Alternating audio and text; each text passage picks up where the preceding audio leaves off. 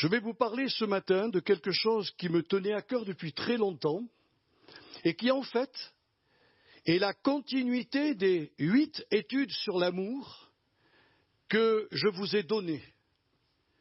Nous avons démontré dans les 2 dernières études, qui sont d'ailleurs à votre disposition, nous avons parlé dans ces 2 dernières études des œuvres justes des saints qui vont justement nous permettre d'être accueillis dans la salle des noces de l'agneau et de participer aux noces de Jésus-Christ.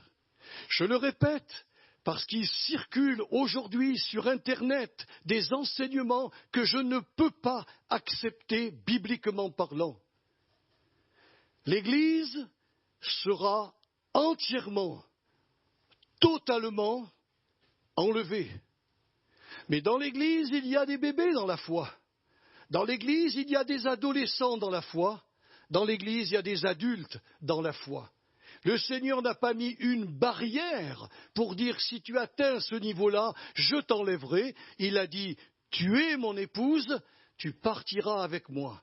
Mais pendant le temps que tu as sur la terre, je te donne la possibilité, et nous l'avons vu, par mon esprit, de te revêtir d'une robe de fin lin, qui sont les œuvres justes des saints, que je vous ai enseigné sur ces 2 derniers CD. Et cette robe-là te donnera, je dirais, la possibilité de régner avec moi.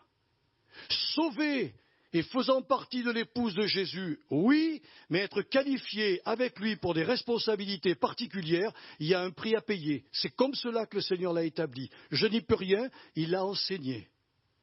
Alors, toutes les œuvres que je vous ai enseignées sont des œuvres d'amour. Aimer Jésus, c'est une œuvre d'amour, est évident. Aimer les frères et sœurs des autres communautés comme de notre Église, c'est une œuvre d'amour. Et puis se servir de nos talents et de nos dons pour ensemble bâtir le sacerdoce de l'Église locale. Toutes les églises locales ont un sacerdoce. Tous les chrétiens sont qualifiés pour quelque chose et peuvent ensemble bâtir ce sacerdoce. C'est aussi de l'amour. Être un bon gérant de tous les biens financiers, matériels qu'il nous a laissés à notre disposition est aussi un acte d'amour. Je ne vais plus dilapider l'argent du Seigneur, mais je vais m'en servir, bien sûr, pour mes besoins, pour mes vacances, pour m'acheter une voiture, bâtir une maison, que sais-je, mais aussi pour être généreux dans son œuvre et pouvoir lui donner et faire ce qu'il me demande. Je suis devenu maintenant un gérant, au lieu d'être un propriétaire. Et la 5e œuvre d'amour dont je vous ai parlé, c'est de mettre en œuvre autour de nous, dans nos familles, auprès de nos enfants, de nos amis et de nos contemporains, la règle d'or. La règle d'or qui veut dire tout ce que tu veux que les hommes fassent pour toi, fais-le de même pour eux. Alors on ne va pas revenir là-dessus, il y a le CD, je vous l'ai expliqué. Alors, j'avais un petit mal-être dans mon âme, je me suis dit, Seigneur, oui, ok, tout ça sont des œuvres d'amour. Mais Seigneur, je sens dans mon âme qu'il y a quand même un modèle. J'ai besoin d'un modèle d'amour pour savoir si ce que je fais est conforme à ce modèle d'amour. Et d'un seul coup, le Saint-Esprit m'a rappelé des choses que j'avais lues certainement il y a très longtemps, d'un serviteur de Dieu qui disait « Dieu ne nous a pas simplement envoyé un sauveur et un libérateur, mais il nous a envoyé aussi un modèle d'amour à reproduire dans notre vie. » Et vous savez qui est ce modèle? Ce portrait de l'amour, c'est Jésus-Christ. C'est notre Seigneur. Alors ce matin, eh bien on va voir ensemble ce portrait de l'amour, ou comme je l'ai appelé, ce miroir de l'amour qui est la Bible, et qui nous montre comment notre Sauveur s'est comporté dans ce monde, afin que lorsque nous apercevons de tels actes d'amour, nous puissions dire au Saint-Esprit, parce que, attendez, j'ouvre une parenthèse, il est impossible, nous, de mettre ce programme en œuvre. Mais la Bible nous dit que le Saint-Esprit le fera, dans la mesure où je suis d'accord d'être un collaborateur avec lui. Mais je sais que je ne pourrai pas aller réaliser ce modèle sans lui. C'est impossible. Ne cherchez pas à être bon, ne cherchez pas à être aimant, ne cherchez pas à vivre tout ce qu'on va parler ce matin, ne cherchez pas à l'accomplir tout seul. C'est un programme que vous ne pourrez jamais réaliser. Mais le Saint-Esprit est là, en vous, et il va vous accomplir, il va vous aider. Comme il est écrit dans la Bible, c'est lui qui crée en vous le vouloir et le faire selon le bon plaisir de Dieu. Alors on va lire 1 Corinthiens 13, les 8 premiers versets. On va le lire, et puis ensuite on fera un petit commentaire. Alors l'apôtre Paul va commencer par ce qu'on peut appeler, c'est hyperbolique ce qu'il va dire là. C'est pas possible, mais il va pousser la chose jusqu'au bout du bout pour nous montrer que s'il n'y a pas d'amour dans les choses que nous faisons, ça ne sert à rien. Quand je parlerai la langue des hommes et des anges, si je n'ai pas l'amour, je suis un airain qui résonne. Littéralement, dans le texte original, il dit « je suis devenu ». Parce qu'il parle à des Corinthiens imbus d'eux-mêmes qui pensaient être remplis d'amour alors qu'ils étaient devenus que des cymbales retentissantes dans l'Église à cause de leur manque d'amour. Et quand j'aurai le don de prophétie, la science de tous les mystères et toute la connaissance, quand j'aurai même toute la foi jusqu'à transporter des montagnes, si je n'ai pas l'amour, je ne suis rien. Et quand même, je distribuerai tous mes biens pour la nourriture des pauvres. C'est quand même un sacré truc, ça, hein? Quand je livrerai même mon corps pour être brûlé, alors ça, c'est la meilleure, pour une cause. Si je n'ai pas l'amour, cela ne me sert de rien. L'amour est patient. L'amour est plein de bonté. Il n'est point envieux. Il ne se vante point. Il ne s'enfle point d'orgueil. Il ne fait rien de malhonnête, il ne cherche point son intérêt, il ne s'irrite point, il ne soupçonne point le mal. L'amour ne se réjouit point de l'injustice, mais il se réjouit de la vérité. Il excuse tout, il croit tout, il espère tout, il supporte tout. L'amour ne périt jamais. Les prophéties prendront fin, les langues cesseront, la connaissance disparaîtra, mais l'amour demeurera à toujours. Amen. C'est un immense portrait qui nous présente l'apôtre Paul. Alors en réfléchissant sur le mot amour, qui en grec c'est le mot agapé, ou agapao, le verbe aimer, agapao, en réfléchissant sur la valeur de cet amour, me suis aperçu qu'il y a, parmi tous les mots grecs qui sont dans la Bible, pour évoquer la notion d'amour, par exemple l'amour amitié, l'amour d'une maman pour son enfant, l'amour d'un père pour sa famille, enfin toutes les sortes d'amour, l'amour pour Dieu évidemment, puisqu'on va en parler, un seul mot grec n'a jamais été employé, ni dans l'Ancien Testament, ni dans le Nouveau Testament. Et vous savez lequel ?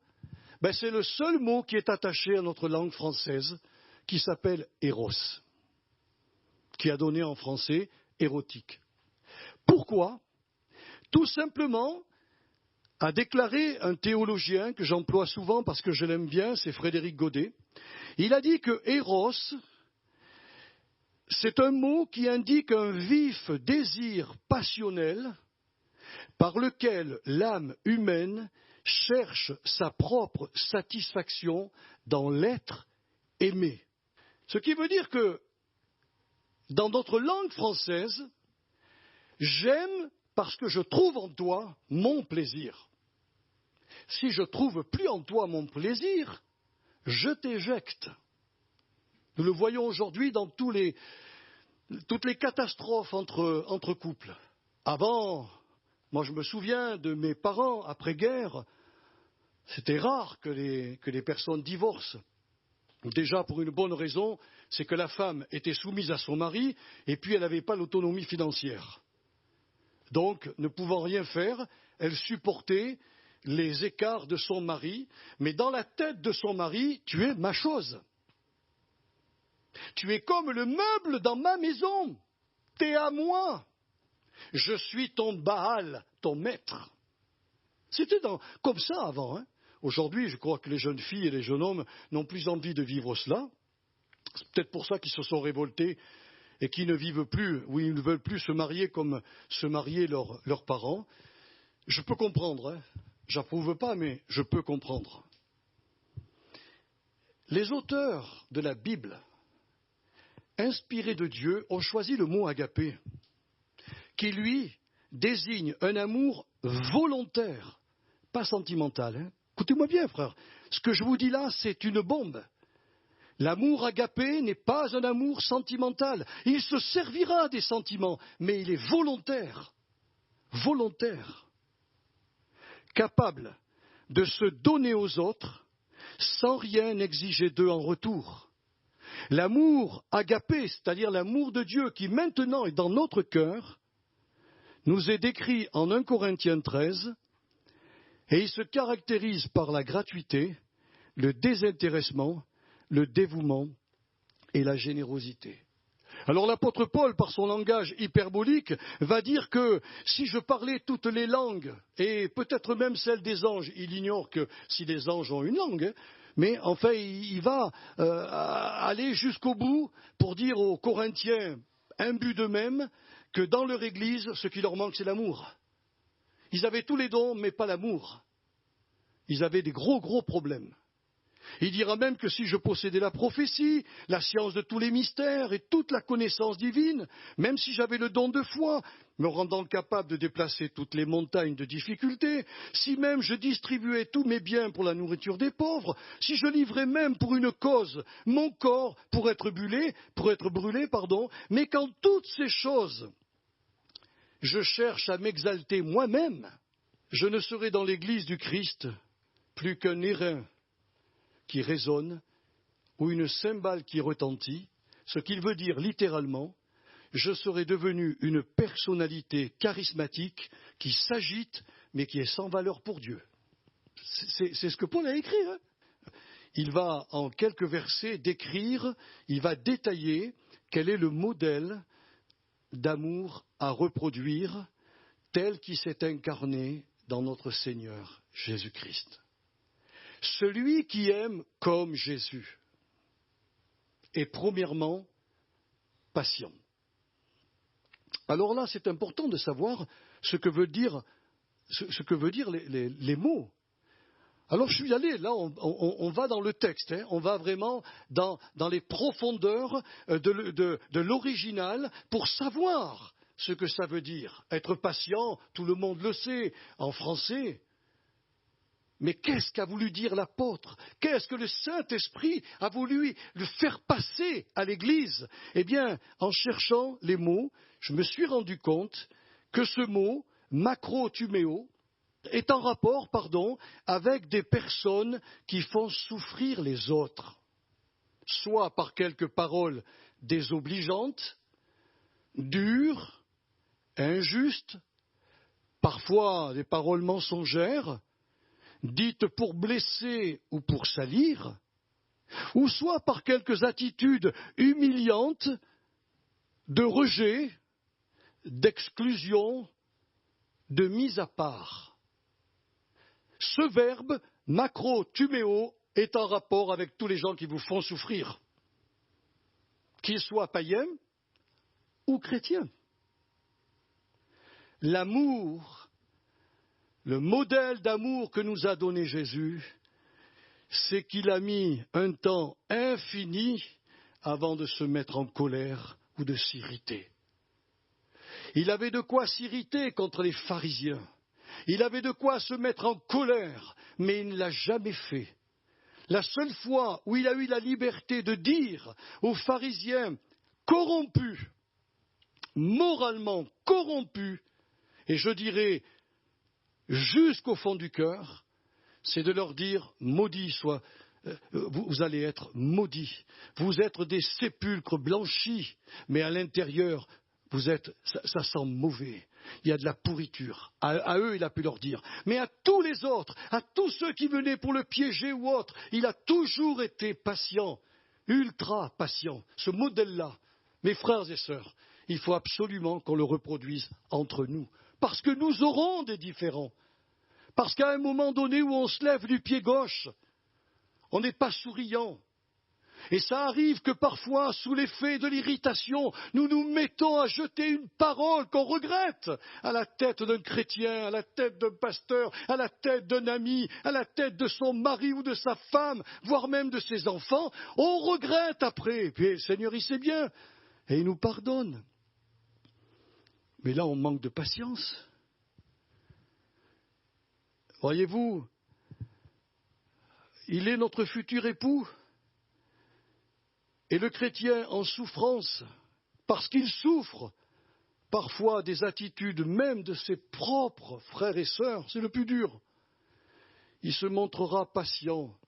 Il va attendre lui aussi comme son divin modèle, longtemps avant que son âme ne se lasse de cette situation et ne donne libre cours à des sentiments d'irritation ou de colère. Ce que beaucoup de chrétiens ne savent pas, c'est que dans les Éphésiens, si vous connaissez le texte des Éphésiens, où il est dit « si vous vous mettez en colère », ce n'est pas écrit comme ça dans le texte original.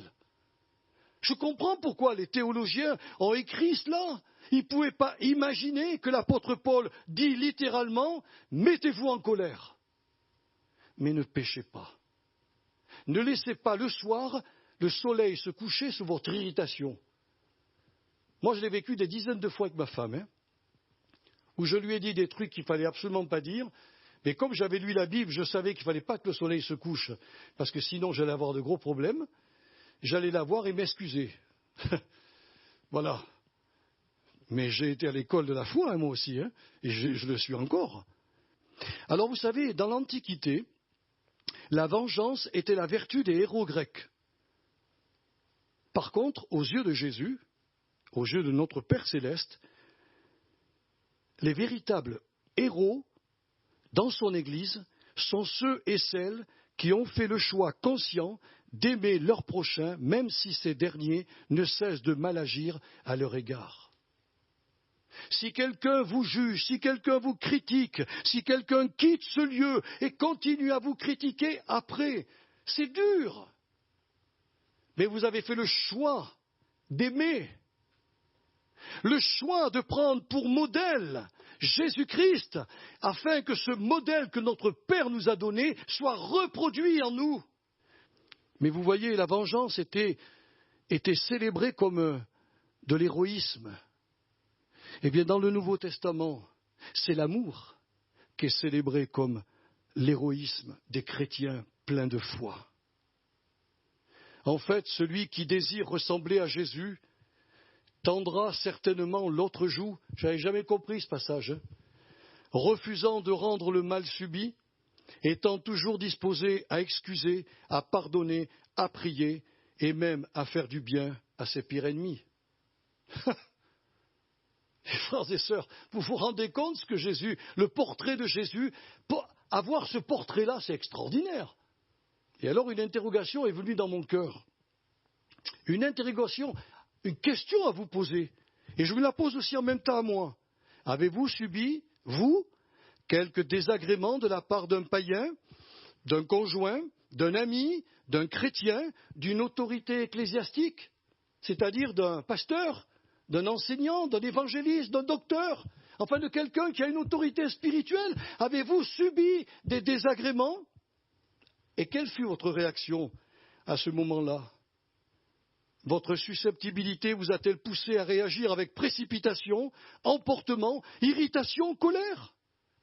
Soyons honnêtes, vraiment honnêtes. Ils sont nombreux, les chrétiens qui, s'étant trouvés dans une telle situation, n'ont pas réagi comme Jésus. Et devant leurs échecs, beaucoup ont laissé la culpabilité diabolique s'installer dans leur âme, leur faisant croire qu'ils étaient de mauvais chrétiens totalement dépourvus d'amour. En fait, et écoutez-moi bien, parce que ça, c'est le Saint-Esprit qui me l'a donné, en fait, ces bien-aimés ne souffrent pas d'un manque d'amour divin, puisque la Bible nous dit que cet amour est dans leur cœur, mais d'une déficience dans la pratique de l'amour divin. Une simple déficience. Que faire si vous vous reconnaissez dans ce schéma? Moi, je me suis reconnu plusieurs fois. Eh bien, j'ai avoué au Seigneur Jésus ma promptitude à l'impulsivité, à l'irascibilité, à l'emportement, à la colère, afin qu'il me pardonne et que son sang me lave de tout péché. Comme Jean l'a écrit, 1 Jean 2, verset 1er, si quelqu'un a péché, nous avons un avocat auprès du Père, Jésus-Christ le juste. Puis une fois pardonné, tournons-nous vers le deuxième paraklétos. Si Jésus est le premier paraklétos assis à côté du Père, il y en a un deuxième sur la terre qui est en nous. Il s'appelle le Saint-Esprit. Et le Saint-Esprit, nous avons le droit de lui parler, de l'appeler à notre aide et de lui dire simplement, Seigneur, Seigneur, aide-moi à progresser dans l'amour divin.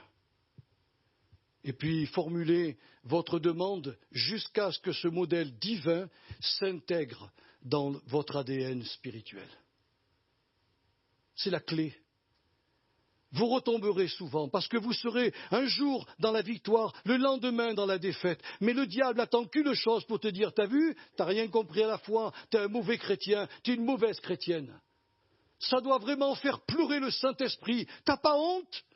Oui, j'ai dérapé. Seigneur, pardonne-moi. Oui, je n'ai pas été patient comme toi. J'ai raté. Seigneur, lave-moi, purifie-moi. Et esprit de grâce, viens m'aider maintenant à reproduire en moi. Je le veux. C'est un désir de ma vie. Grave dans mon ADN spirituel, le portrait, l'image de Jésus-Christ. Et il vous fera passer des tests. Et vous verrez, mes bien-aimés, que en passant ces tests, vous sortirez vainqueur. Parce que le Seigneur est formidable. Alors, Paul va nous dire dans les versets 4 à 6, il va nous démontrer qu'il y a aussi certaines choses que celui qui aime, comme Jésus, ne fera plus. Si donc, je vais mettre nous, comme ça, je ne vais pas vous viser, je vais mettre le nous. Si donc nous nous surprenons encore à envier et à jalouser ce que possède notre prochain. Ça peut nous arriver, mes frères et sœurs. J'ai mon voisin qui a construit une belle maison, moi je vais en construire une plus grande que la sienne. Il a une super bagnole, je vais en acheter une super. Nous sommes tous fragiles dans certains domaines. Mais si vous vous surprenez, dit l'apôtre Paul, à envier, à jalouser ce que possède votre prochain, si vous vous surprenez à vous vanter encore de votre réussite et de vos possessions, si vous manquez encore de respect, de politesse, de savoir-vivre, de considération, c'est-à-dire envers des personnes qui sont fragiles dans notre Église, ou des personnes âgées, ça peut arriver. Qu'on se surprenne à dire « mais j'ai manqué de respect ». Si dans nos rapports les uns avec les autres, nous ne recherchons encore que nos propres intérêts, si nous comptons encore le mal qu'on nous a fait, le ressassant sans cesse en nous-mêmes et le partageant avec quiconque veut l'entendre, ça peut arriver ça aussi. Si nous nous réjouissons encore lorsque nos ennemis se cassent la figure, ou quand ils commettent un péché, on se dit c'est bien fait pour lui, il a eu ce qu'il méritait, ça arrive qu'on ait des telles pensées. Ne nous trouvons aucune excuse à de tels comportements ou travers de caractère, mais reconnaissons tous que nous avons encore besoin de progresser dans l'amour à l'exemple de Jésus, notre divin modèle. Le Seigneur ne va pas nous condamner quand on dérape. Et le diable attend qu'une chose, c'est de nous dire qu'on est mauvais et qu'on n'a pas d'amour. Eh bien, il faut lui dire non, c'est pas vrai. Romains 5,5, l'amour de Dieu a été déversé, tout l'amour dans mon cœur. Donc j'ai l'amour, alors arrête de me culpabiliser. Oui, j'ai raté le truc. Oui, j'étais mal disposé. Je me suis levé du pied gauche, j'ai mal dormi la nuit, j'ai fait un rêve qui m'a perturbé. C'est comme un petit démon qui m'a saisi et poum, j'ai été désagréable. Ça vous arrive pas, franchement? Vous êtes au top, là, toute la semaine? Le Saint-Esprit ne vise qu'une chose, il attend qu'on lui dise, Seigneur, change-moi. C'est quand je lui ai dit, change mes colères, qu'il est venu changer mes colères. Tant que je ne disais pas, tant que je ne reconnaissais pas. Un homme, une femme qui quitte l'église, par exemple, dans la colère et qui critique les pasteurs et qui s'en va, si cet homme-là ou cette femme-là ne reconnaît pas à un moment donné qu'elle a dérapé, elle ne pourra jamais progresser. Et le Seigneur va même lui dire, si tu ne pardonnes pas à ce frère, à cette sœur dont tu penses qu'il est coupable, tu vas te retrouver en prison avec des bourreaux jusqu'à ce que tu aies payé jusqu'au dernier centime. On ne se moque pas de Dieu, mes frères et sœurs. Le Seigneur nous accueille quand on reconnaît. Mais quand on résiste, quand on est orgueilleux, le Seigneur est obligé de passer à la mode, dans un autre domaine, dans un autre registre, pour nous apprendre qu'il ne peut pas nous laisser comme nous sommes. Et le deuxième point qu'on a vu ensemble, celui qui aime comme Jésus est plein de bonté. Alors là, il emploie un verbe, kresteomai, dans le texte original, qui évoque cette disposition d'âme qui pousse le chrétien à se rendre utile et à rendre aux autres divers services, voire même à se laisser employer au service des autres. C'est cette disposition d'âme qui doit nous pousser à se rendre utile, d'abord envers nos frères et sœurs de l'Église, mais aussi savoir répondre quand on nous appelle pour nous demander un service. Jésus était comme cela. Jésus passait des nuits dans la prière. Il était fatigué le lendemain et puis on l'appelait. Les foules l'harcelaient car elles avaient envie de le toucher, d'être guéri et d'être enseigné de lui. Jésus a toujours été au service. Il est venu non pour être servi, mais pour servir. Et ce portrait-là, mes frères et sœurs, avouons-le, c'est une belle facette. Si nous l'avons en nous, vous vous rendez compte? Si les chrétiens, vous le faites déjà, mais ça va progresser, s'entraident généreusement les uns aux autres, c'est formidable. Cette facette de l'amour va démontrer la victoire que le chrétien remporte sur son égoïsme et sa paresse naturelle. Alors, si donc, mes frères et mes sœurs, vous vous apercevez que dans ce domaine, votre âme est plutôt laxiste, passive, voire même paresseuse, ne vous trouvez pas mille excuses pour justifier ce mauvais trait de caractère, mais reconnaissez-le, avouez-le à votre futur époux, tout en demandant à son esprit encore d'intégrer cette facette de cet amour dans votre ADN spirituel. Dites-lui, Esprit Saint, je veux être serviable. Alors, grave la serviabilité dans l'ADN de mon esprit. Et le Seigneur vous prendra au mot, hein. Si vous le faites, le Seigneur va vous prendre au mot. D'abord, il va vous demander de croire que votre demande a été exaucée, comme on en a parlé tout à l'heure, et que vous possédez dès maintenant la serviabilité de l'amour. Alors, par la foi, commencez à être serviable dans votre propre couple. Important. Peut-être que madame a envie que vous fassiez la vaisselle ou que vous l'essuyiez. Soyez serviable au sein de votre famille, dans votre entreprise, auprès des autres chrétiens. Et vous vous apercevrez très vite que la serviabilité sera visible pour tous les hommes. Alors, on va terminer ce matin avec les versets 6 à 7, où, dans ces versets, l'apôtre Paul va dévoiler 5 attitudes positives liées à la bonté. Celui qui veut ressembler à Jésus et qui est plein de bonté, il ne se réjouit point de l'injustice. Mais littéralement, ça veut dire il s'afflige. Le chrétien ne va pas se réjouir, mais s'affliger quand il voit de l'injustice, du mensonge, de la critique non constructive, évidemment, qui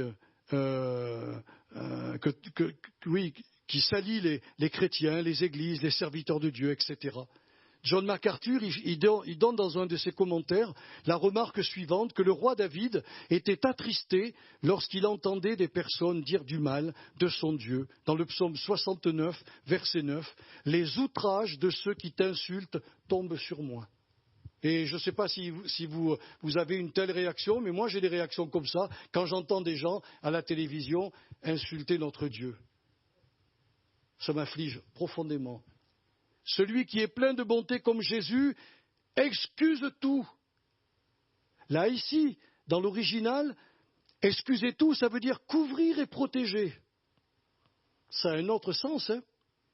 Ressembler à Jésus, c'est agir comme lui, en couvrant les fautes dont le prochain se rend coupable. Et le prochain, ça peut être un chrétien. Car l'amour, nous dit l'apôtre Pierre, 1 Pierre 4, verset 8, couvre une multitude de péchés. Puis ressembler à Jésus ou porter en nous le portrait de Jésus, c'est aussi protéger la personnalité et la réputation de celui qui commet un péché en priant pour lui, afin qu'il soit convaincu de sa faute, qu'il revienne à Dieu et soit réintégré dans sa communion. C'est ce qu'a écrit l'apôtre Jean, 1 Jean 5, verset 16. « Si quelqu'un voit son frère commettre un péché qui ne mène pas à la mort, qu'il prie, et Dieu donnera la vie à ce frère. » Il n'est pas écrit que si quelqu'un voit son frère commettre un péché, il décroche son téléphone ou il prend son portable et envoie un SMS à tous les chrétiens pour dénoncer le péché de ce frère ou de cette sœur. L'amour, quand on veut ressembler à Jésus, on couvre les fautes. Ça ne veut pas dire que la personne n'est pas responsable. Mais la Bible nous dit, si tu le vois, ton frère, ta sœur, commettre un péché, prie. La première chose, prie. Ne parle pas, prie. Ou plutôt, prie, parle dans la prière. Dis au Seigneur, je viens de voir cela, Seigneur, c'est pas juste, c'est pas conforme à ta parole. Ce frère, cette sœur se souille. Je prie pour elle, je prie pour lui. Seigneur, comme tu l'as dit, afin que tu lui pardonnes. Et comme tout à l'heure je vous l'ai dit, je crois à la parole de Dieu, je m'empare de ce verset en disant, Seigneur, j'ai prié pour elle, j'ai prié pour lui, alors tu lui pardonnes. Maintenant que ton esprit l'éclaire. Et le Saint-Esprit fera le travail. Celui qui est plein de bonté, comme Jésus, il croit tout. C'est important de préciser cette expression. Même si les faits prouvent le contraire, celui qui aime ne place pas sa foi dans ce qu'il voit et entend, mais dans l'image divine qui n'est jamais totalement altérée en chaque âme humaine. La bonté de l'amour agira comme le fit Jésus lorsqu'il abordait les pécheurs, les considérant non comme des êtres irrémédiablement perdus et voués à l'enfer, mais les voyant comme des fils prodigues et des brebis égarées. Eh bien, le portrait de l'amour doit nous pousser à faire de même. C'est ça, croire tout. Il y a en chaque être humain, même le pire, il y a l'image de Dieu qui n'est pas totalement altérée. Il suffit que le Saint-Esprit touche cette image-là et la personne va réagir. Il est bien évident que l'amour divin n'est ni naïf ni aveugle, mais croit envers et contre tout que Dieu a le pouvoir de ramener à lui les pécheurs les plus misérables, même parmi les croyants, comme il le fit en rattrapant la vie de David, qui s'était souillé en faisant adultère avec Bathsheba, et qui avait éliminé son concurrent direct, c'est-à-dire Uri, son propre ami, le mari de Bathsheba. Sa vie, elle était finie à David. Et vous savez comment Dieu a su le rattraper? Comment il a parlé au prophète Nathan? Et comment, au travers d'une petite histoire, il a montré à David qui lui était berger, combien cet homme qui avait volé la brebis, la petite brebis, la seule qu'il avait, pour l'apprêter pour ses invités qui étaient là, David s'élève en disant que cet homme meure. Et Nathan lui dit, cet homme, c'est toi.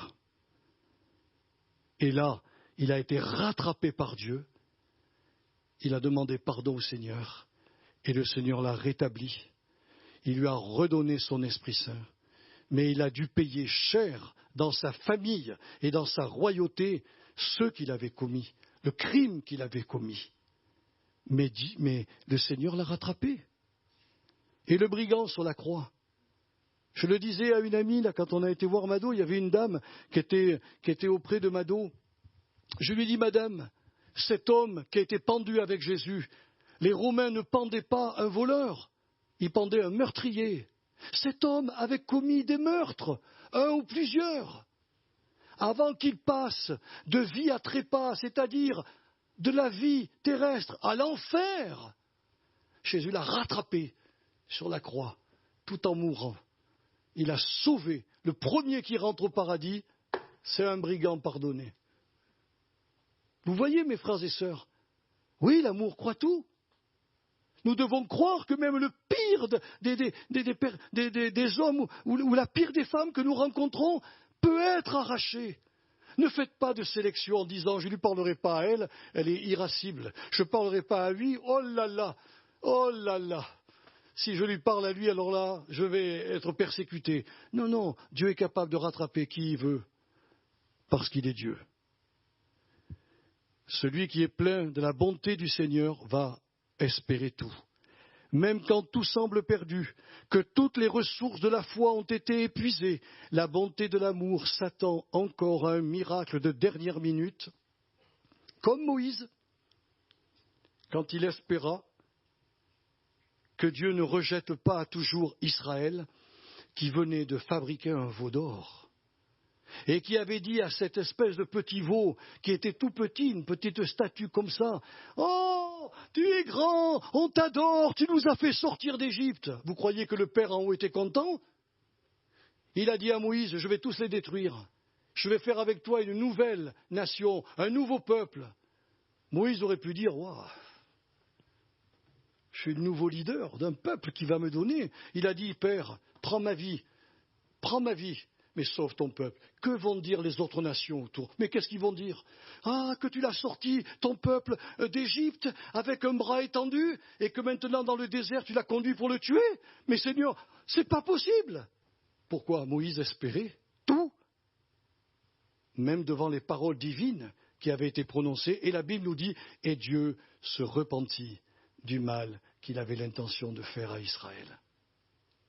Frères et sœurs, quand on a ce portrait de l'amour de Jésus en nous, on espère tout, envers et contre tout. Comme Jésus espéra que Simon-Pierre revienne à lui après son reniement. Parce que vous savez, on parle toujours de Judas qui a vendu Jésus, mais il n'a pas fait mieux, Pierre. Hein? Il a même, avec des imprécations, déclaré qu'il ne connaissait pas cet homme, qu'il n'avait jamais été avec lui. Il faut le faire, hein? Jésus espérait qu'il revienne, et il est revenu. Hein? Il est revenu. La bonté de l'amour, c'est que rien n'est jamais définitif pour notre Dieu Tout-Puissant. Et le dernier point que je traite avec vous avant qu'on se sépare, c'est que celui qui est plein de bonté, comme Jésus, supporte tout. Littéralement, le texte nous dit, il endure tout, car il n'abandonne jamais, ne se résigne jamais et ne laisse jamais l'avantage au diable, même quand celui-ci le nargue avec des sarcasmes, des moqueries. Je termine avec ce dernier verset qu'on a lu ensemble. L'amour ne périt jamais. Littéralement, il ne tombe jamais, comme tombent les feuilles des arbres. Aujourd'hui, quand on va dans les parcs, on voit nos arbres, il n'y a plus une feuille. Hein. Mais l'amour, lui, ne tombe pas. Il ne tombera jamais. Voyez-vous, mes frères et mes sœurs, tous les dons divins que nous pouvons recevoir ici-bas, la connaissance, les talents naturels, les dons spirituels, la capacité de bien prêcher, la possibilité de gérer de grandes choses, tout cela n'est que temporaire. Toutes ces choses vont disparaître un jour à la venue de l'état parfait, sauf l'amour qui, lui, est d'essence éternelle. Si nous avons ce portrait en nous, pour porter les œuvres justes des saints, pour montrer au monde, parce que rappelez-vous ce que Jésus a dit, le monde verra que que vous êtes mes disciples si vous avez de l'amour les uns pour les autres. En réalité, le Seigneur a donné au peuple de la terre de juger l'Église sur son amour pour les frères et pour les sœurs. Alors il y a beaucoup de travail à faire encore, je vous l'admets, mais si nous aimons comme Jésus a aimé, et si nous demandons au Saint-Esprit de graver dans notre ADN spirituel vraiment ces deux qualités de l'amour qui sont la patience et la bonté, eh bien, si nous sommes les imitateurs de Jésus, de cet amour agapé, nous entrerons dans l'état parfait et nous serons pour toujours aux côtés de notre divin époux. Parce que l'épouse préparée en bas va lui ressembler en toutes choses. Je n'ai pas besoin de mettre la barre haut. Quand on lit ça, on se dit c'est impossible de réaliser le portrait. Et tout de suite, je vous le dis, moi je suis incapable. Mais le Saint-Esprit en moi m'aidera et fera l'œuvre si je suis d'accord. Le problème, c'est qu'il n'est pas, si je ne veux pas qu'il produise en moi ce portrait de l'amour de Jésus, il ne le réalisera pas. Mais moi, je le veux. Je veux ma robe de fin lin. Je veux que le jour où je vais rentrer au ciel, il ne me dira pas simplement, Joël, tu es sauvé. Mais Joël, rentre, parce que l'héritage que j'ai prévu pour toi, tu l'as voulu et tu as travaillé en bas pour l'avoir et je te donne cet héritage. C'est tout. Et vous savez ce que je lui répondrai? Je lui dirai, Seigneur, combien tu es bon, parce qu'en réalité, c'est bien ton esprit qui a reproduit cet héritage en moi, ce portrait divin en moi. J'ai simplement dit d'accord. Je lui ai donné la main d'association et il a fait le reste. Nous ne sommes pas sauvés par les œuvres, mes frères et sœurs. Mais quand on est sauvé, le Saint-Esprit nous aide à produire les belles œuvres que Dieu a prévues d'avance pour nous. Père Saint, je remets mes frères et mes sœurs à ta grâce. J'avais envie depuis très longtemps de terminer sur ce portrait de l'amour d'un Corinthiens 13. Et je te demande, Seigneur, d'aider mes frères à le vivre. Oh, ton esprit a la capacité de créer en nous ce vouloir et ce faire. Et je sais, Seigneur, que la seule chose que tu nous demandes, c'est notre accord. Est-ce que nous sommes d'accord? Et est-ce que nous sommes d'accord pour reconnaître, lorsque les choses ne vont pas, lorsque nous avons dérapé, reconnaître tout simplement qu'il nous faut encore et encore progresser dans l'amour? Mais Seigneur, tu es là pour nous relever, tu es là pour nous pardonner, et tu es là pour nous donner le coup de pouce dont on a besoin. Je bénis mes sœurs, je bénis mes frères ce matin. Je bénis tous les chrétiens, tous ceux qui entendront, écouteront ce message. Que vraiment tu les aides à devenir comme toi. Parce que Seigneur, je l'ai compris. Ton Père ne t'a pas simplement envoyé sur terre comme sauveur et libérateur, mais comme le modèle d'amour à reproduire dans notre vie. Je te remercie de ce que tu vas réussir cette œuvre, car lorsque tu commences une œuvre en nous, tu vas jusqu'au bout. Que la gloire te revienne en Jésus notre Sauveur. Amen.